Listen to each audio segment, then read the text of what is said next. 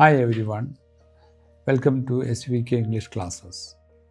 My name is Sunny Varkike. ഇന്ന് നമ്മൾ നോക്കാൻ പോകുന്ന വിഷയം കൺഫ്യൂസിങ് വേർഡ്സ് എന്ന് പറയുന്നതാണ്. ചില വേർഡ്സ് പരസ്പരം സാമ്യമായിട്ട് തോന്നും, പക്ഷേ അർത്ഥത്തിൽ വലിയ വ്യത്യാസം ഉണ്ടാകും. അപ്പോൾ അതൊന്ന് നോക്കാം. അപ്പോൾ രണ്ട് വേർഡ് അപ്രീഷിയേറ്റീവ് ആൻഡ് അപ്രീഷിയബിൾ എന്താണെന്ന് നോക്കാം. എന്താണ് അപ്രീഷിയേറ്റീവ് എന്ന് വെച്ചിട്ടുണ്ടെങ്കിൽ, നമ്മളത് feeling or showing gratitude or pleasure or understanding, നമ്മളതിനോട് നന്ദി കാണിക്കുക, അല്ലെങ്കിൽ അത് അപ്രീഷിയേറ്റ് ചെയ്യുക, അത് മനസ്സിലാക്കുക, അത് എൻജോയ് ചെയ്യുക. ഇതാണ് അപ്രീഷിയേറ്റീവായിട്ട് audience. The audience was highly appreciative. ഒരാൾ നന്നായിട്ട് പാട്ട് പാടി അല്ലെങ്കിൽ ഒരു പ്രസംഗം പറഞ്ഞു, അപ്പോൾ അത് കേൾക്കുന്ന ആൾക്കാർ അത് എൻജോയ് ചെയ്യണമെന്ന് തോന്നിക്കഴിഞ്ഞാൽ അവർ എൻഗേജ്ഡ് ആയിട്ട് ഇരിക്കുകയാണ്. അപ്പോൾ the audience was highly appreciative എന്ന് പറയാൻ പറ്റും.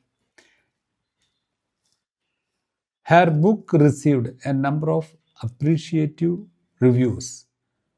ഒരാൾ ബുക്ക് എഴുതി അതിന് നല്ല റിവ്യൂസ് കിട്ടിയാൽ അപ്രീഷിയേറ്റീവ് റിവ്യൂസ് കിട്ടിയെന്ന് പറയാൻ പറ്റും.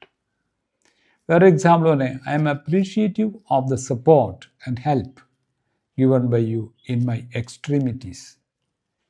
എൻ്റെ ബുദ്ധിമുട്ടുകളിൽ എനിക്ക് തന്നിട്ടുള്ള സഹായം ഞാനത് അപ്രീഷിയേറ്റ് ചെയ്യുന്നു, ഞാൻ വിലമതിക്കുന്നു എന്നാണ് അതിൻ്റെ അർത്ഥം.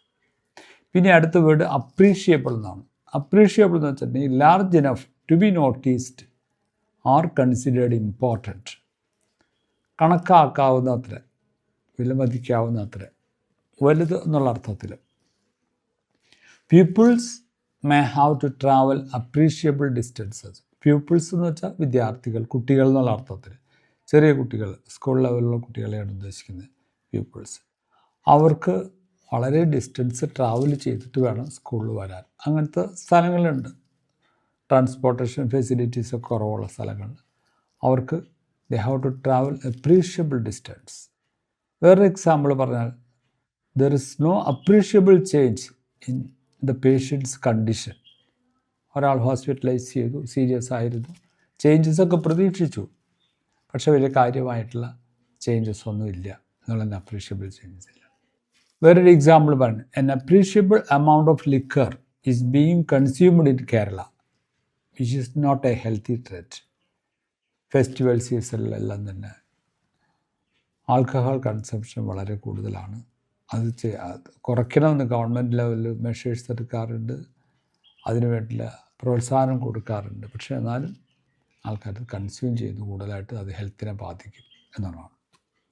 അപ്പോൾ ഈ രണ്ട് വാക്കുകളുടെ ഡിഫറൻസ് നിങ്ങൾക്ക് മനസ്സിലായി കാണുമെന്ന് വിചാരിക്കുന്നു. Okay, thank you for watching.